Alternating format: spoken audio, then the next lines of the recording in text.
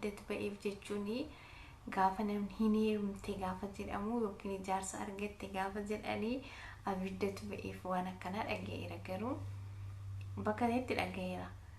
Garuu immoo naannessi yaadu ibidda ba'eef jechuun hin heerumte jechuuni heerumuun ergaa ibidda taate namni maaliif heeruma? Akkami waan ta'eef family akkam jirtu nagaa keessanii nagaa waaqayyo lafa jirtanitti isiniif haa baay'atu. Ani baay'ee nagaa godha waaqayyo lafa galatu. Isinis akka nagaa taatan abdii nan qaba. Family har'a egaa ergameen dhufe gara keessanitti. Namni na ergeen dhufe ani dhufe kotii yaade miti. Innis eenyutu si ergee maal ergamtee maal dhufte yoo jettanii hiriyaa koo tokkotu na ergee. Isheenis nama maqaan ishee suurri ishee asirratti bahuu hin barbaanne jechuudha. Innaa maal ergite seetanii waan isheen na ergite walumaan ilaallaa. Gaafii wayii naa barreessite.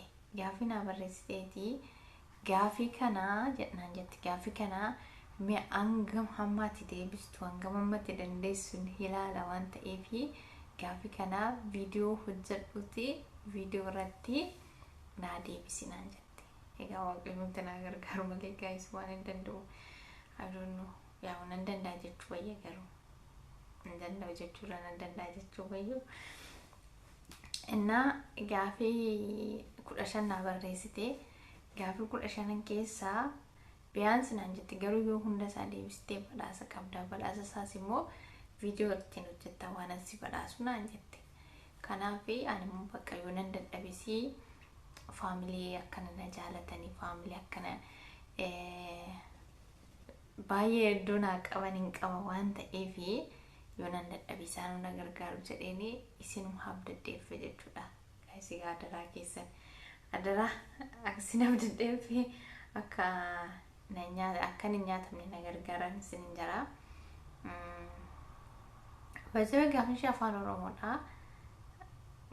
Wanta nama dhibu natti fakkaatu tareedhaaf fila tareedhaaf bakka tokkotti na dhibuu danda'a jedhee yaada malee wanta ammas nama dhibu miti. Ani already dubbiseera gaaficha yaaleen dhufee isinis nafaan amma dubbistu jechuudha. Gaafiin ishiin na gaafattee mammaaksa hiikuudha jechuudha. Yaani jechamoota jedhama natti fakkaata. Jechamoota hiikaa isaanii kaa'uu natti fakkaata.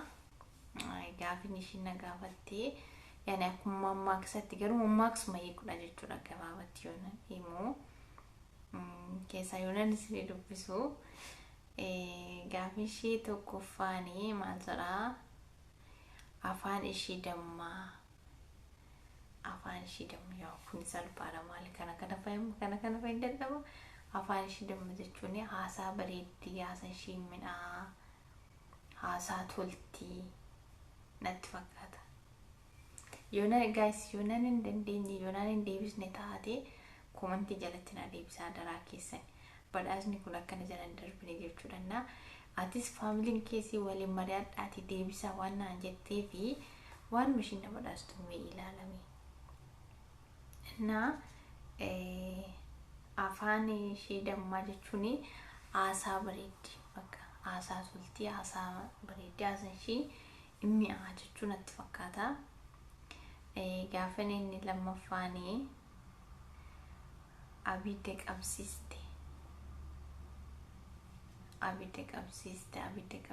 walitti naqxee walii yaani nama walitti naqxee yookiin fi nama lama wal lolchisiifti akkasuma natti fakkaata. Yookiin nama wal lolchisiifte yookiin fi nama walitti naqxee lama deebisi jedhee yaada. Okay, inni sadaffaanii madaamu golee. Madaamu golee jechuun nama dhukkuba gaafa ittiin gaafa wani malaachuu madaamu golee jechuun kan nama lakkisu wanta qabee gan nama lakkisne tokko jechuudha. Qabee gadi nama lakkisu jechuudha. jechuudha madaama golee jechuun. I don't know guys, ilaa bakka inni dogoggoretti sin abdataadha. Gaafin ittaanu abiddatu ba'eefi. Gaafi kana garuu waan kana nan beeka guys, isa dhugaa dubbachuutti jechuudha. Abiddatu ba'eef jechuun gaafa namni hin heerumte gaafa jedhamu yookiin ijaarsa argatte gaafa jedhanii abiddatu ba'eef waan akkanaa dhaga'eera. Garuu bakka itti dhaga'eera. Garuu immoo naannessi yaadu abiddatu ba'eef jechuun hin heerumte jechuun heerumuun erga abidda taate namni hundi maaliif heeruma? Akkami waan isaa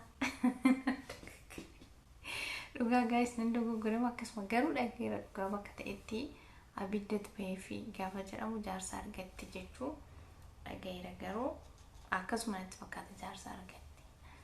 Okay, gaafin ittaanu ijaa fi damma.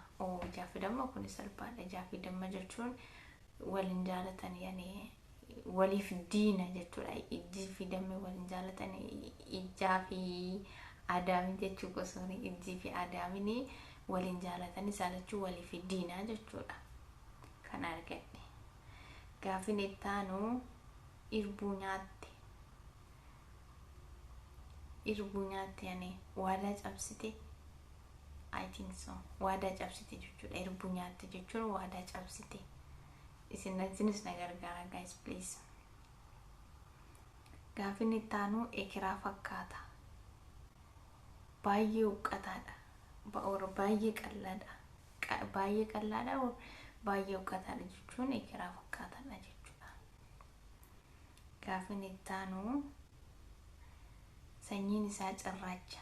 Kana salphaadha. Sanyiin isaa cirracha jechuun gosti isaa baay'eedha. Sanyiin isaa baay'eedha yani lakkaawwamee hin dhumu, lakkoofsa hin qabu jechuudha. Kanas deebisee gaafin ittaanu tulluu qaari'e. Tulluu qaari'e yani tulluu qaari'e gaafa jennu wanti tokko fagaate baay'ee fagaate garas tulluu qaari'e. So baay'ee fagaate jechuudha deebinsaa. Amma ammatti waan an dhabe natti fakkaatu. Yaa of jajjabisuu jedheetu waan. Gaafin ittaanu gaangee taate. Maseente gaangee taate because gaangeen hin dhaltu waan ta'eef. Akkasuma natti fakkaata. Gaafin ittaanu guduruu. Isa dhugaa isaa dubbachuutti garuu guduruu maal akka ta'e hin beeku. Guduruu jechuun akka naannoo keenyatti ani guduruu kan hin beeku mataa ijoollee akkasitti maraniif akka fireezitti maraniif hin jiru isaan hin beeku. Garuu kaasa maal akka ta'e hin beeku. Isa dhugaa isaa dubbachuutti guduruu. Guys isin komantii jalatti naa barreessaa maal akka ta'e hin beekne isa dhugaa isaa. Inni ittaanu immoo harka qabe hin gargaare yani harka qabe gargaare deeggare akkasuma. Kan ittaanu ilkaanin bulaa. Ilkaanin bulaa yani kulfee bulaa, qabatee bulaa, or fakkeessee bulaa, bakka fakkeessee bulaa ta'u fakkeessee bulaa. Okay, gaafin ittaanu lafa guure. Lafa guure I don't know dhugaa kanas duraan yaade garuu naan dhufuu hin dandeenye. Lafa guure kanas naan dhufuu hin dandeenye. Lafa guureedhaa fi guduruu guys isin komantii jala naa kaa'an hin dandeenye waan ta'eef isa dhugaa isaa dubbachuuf hinnaa. Gaafin ittaa inni dhumaa immoo